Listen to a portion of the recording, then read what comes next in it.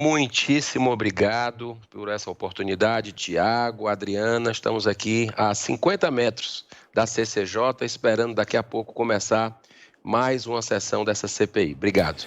Aliás, senador, o que está reservado hoje para essa sessão da CPI? E, claro, a pergunta que é inevitável: de que forma essas denúncias envolvendo essa compra de vacinas, de que forma isso a CPI deve começar a abordar esse assunto, ouvindo pessoas envolvidas?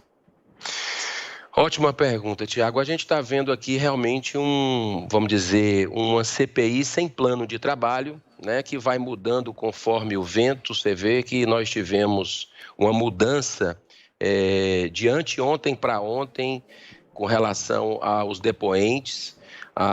Essa denúncia que chegou, ela já foi levantada pelo comando da CPI.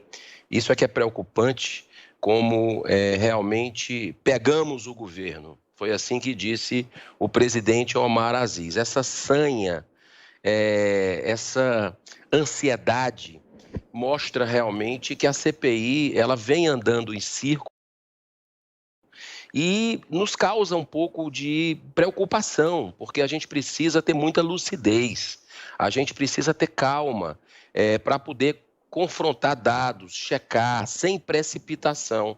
Mas não é isso, infelizmente, que a gente está vendo aqui. Um deputado federal que tem inúmeros processos, é réu, questão de estelionato, vem com uma informação dessa, que a gente precisa apurar, sim.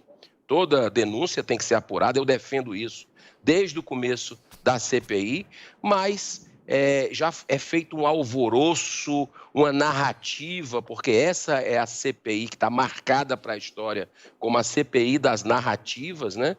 E a gente fica no meio desse fogo cruzado por uma questão de projeto de poder.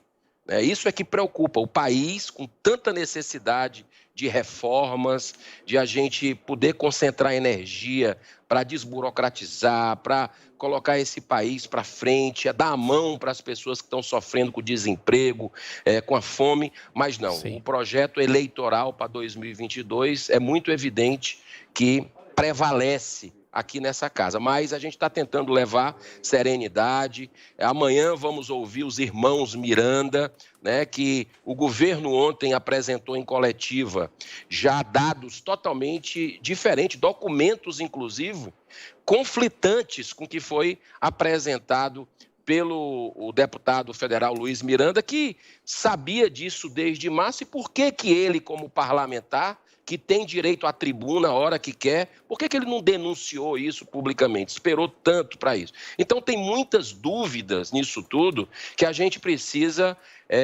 apurar com muita responsabilidade. E é isso que está faltando, infelizmente, nessa CPI. Senador, agora a pergunta de Brasília, José Maria Trindade. Zé Maria.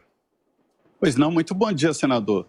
Ontem nós conversamos nos Pingos nos Is com o ministro Onyx Lorenzoni, né? E a conclusão que a gente tem é que antes, há uns 15 dias, esse zum estava no Congresso Nacional, né? Todo mundo sabia, havia insinuação, agora não, é na prática, quer dizer, o governo agora pode se defender. Afinal, dados serão colocados na mesa aí na CPI. Agora, não houve o pagamento desta vacina, os preços são os preços que a Covaxin pratica no mercado internacional. O que há de diferente, senador, nesta denúncia e de que o presidente Jair Bolsonaro tem que se defender na CPI? Olha, é importante isso que você está colocando, Zé Maria, esse festival de fake news que está acontecendo, né? De burburinho, de assodamento. Eu acho que essa questão da Covaxin é muito simples. A gente precisa confrontar dados, pegar documentos oficiais que, inclusive, foram vazados, né? Então, existe aí todo um processo, uma infração, né, interna, que a gente precisa entender o que é que está acontecendo. Tem atores nisso tudo, que a gente poderia até ouvir, o ex-ministro Ricardo Barros, que hoje é deputado federal também. Ontem, o o secretário Elcio, né, que teve aqui na CPI, inclusive você que acompanha diariamente sabe, ele tinha já mostrado na CPI todo o mapa, né, da aquisição das vacinas, né, os preços, tudo, e os prazos, o que precisava de aprovação do Congresso. Ele foi muito transparente com relação a isso, né? E ninguém questionou. Então, quer dizer, se tiver que chamar ele de novo, chama. Agora, tudo isso, Zé Maria, me permita dizer para vocês da Jovem Pan, que estão fazendo um trabalho muito independente aqui nessa cobertura da CPI.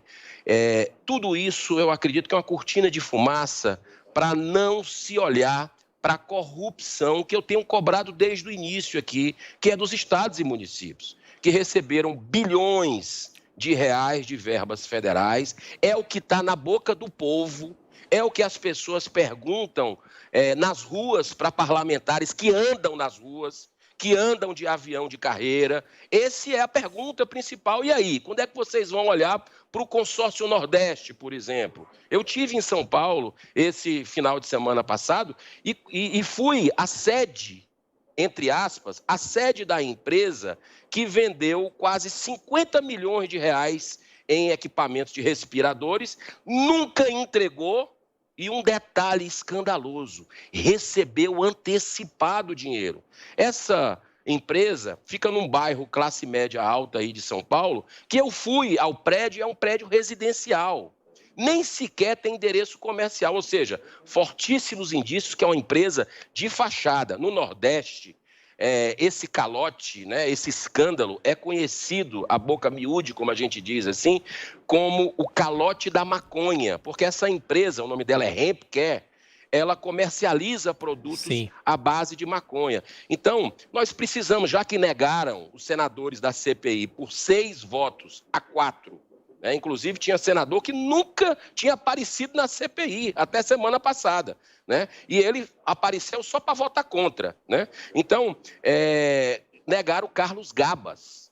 Carlos Gabas, que é o diretor executivo que fez a compra, e eu mostrei que transferiu o dinheiro, ordem bancária, de 47 milhões, uma empresa que só tem 2 notas fiscais em 2 anos, e uma de 48 milhões de reais. Então, isso tudo é muito nebuloso, é um silêncio quando a gente fala nesse assunto dentro da CPI, né? E não se faz nada.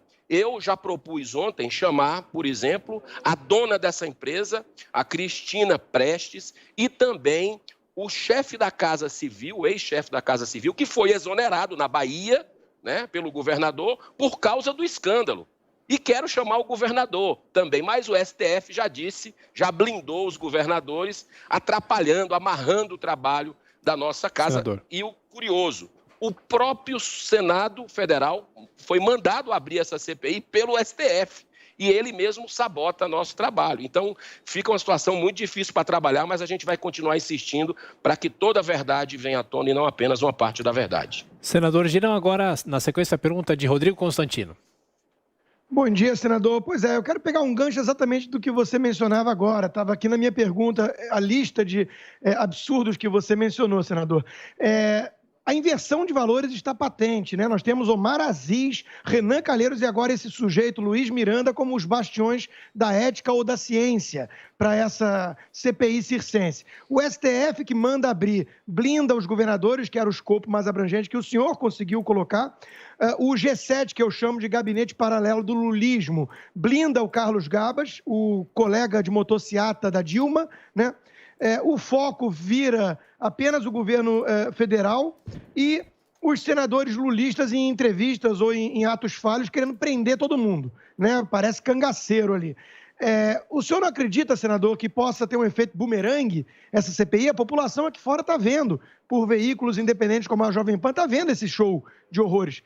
O senhor não acredita que isso pode ter um efeito bumerangue, um tiro no pé dessa turma que está usando a CPI, que é uma coisa séria, como palanque eleitoral? Esse efeito bumerangue eu vejo que já está acontecendo, Rodrigo. É real nas ruas aqui do Brasil, né? Porque a CPI virou um instrumento, inclusive, de coação de pessoas, querem pegar o Google, Rodrigo Constantino, as redes sociais, Instagram, para emparedar Olha que loucura, a liberdade de expressão, o que há de mais sagrado numa democracia. Então, essa CPI virou um instrumento, uma coisa, uma aberração, né? O que está acontecendo aqui, totalmente diferente de uma CPI do Mensalão, por exemplo, de uma CPI do Petrolão, que rastreou a corrupção, que é um valor importante hoje do povo brasileiro, que não tolera mais impunidade. Então, essa CPI faz o inverso. Ela não quer olhar para a corrupção. É uma CPI eminentemente politiqueira. E as pessoas estão percebendo isso porque está muito na cara.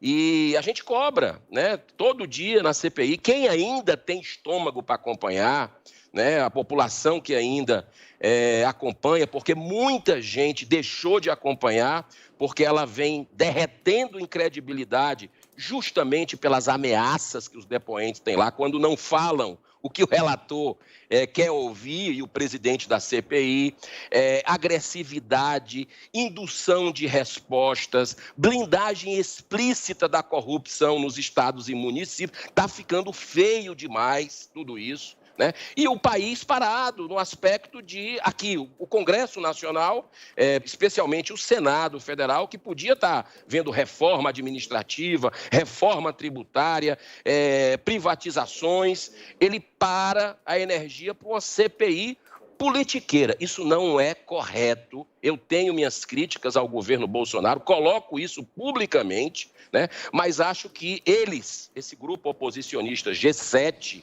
né, está colocando o Brasil numa via crucis.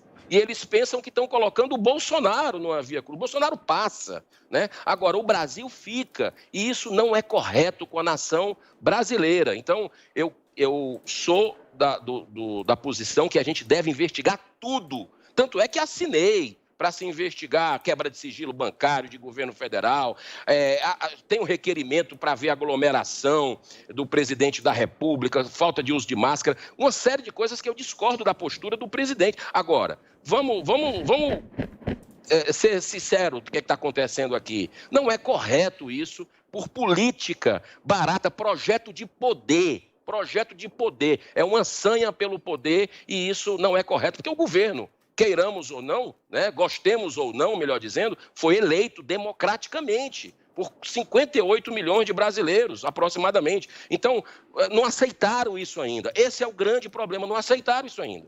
E, senador, para a gente encerrar, daqui a pouco, então, começa a sessão da CPI da Covid de hoje, que deve ouvir um epidemiologista, pesquisador de Pelotas e uma mulher que é representante do Movimento Alerta. Eles devem falar sobre mortes que poderiam ter sido evitadas durante a pandemia. O que o senhor sabe sobre esses depoentes? Qual a expectativa para hoje?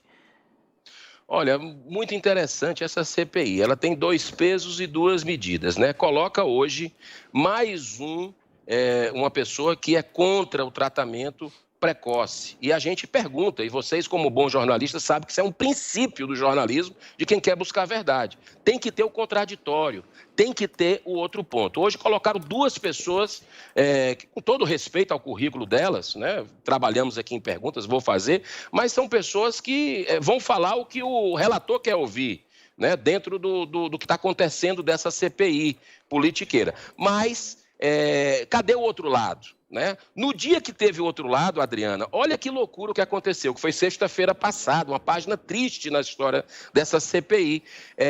Os senadores foram embora. No dia que se teve 2 cientistas a favor do tratamento precoce, médicos renomados, a CPI foi embora.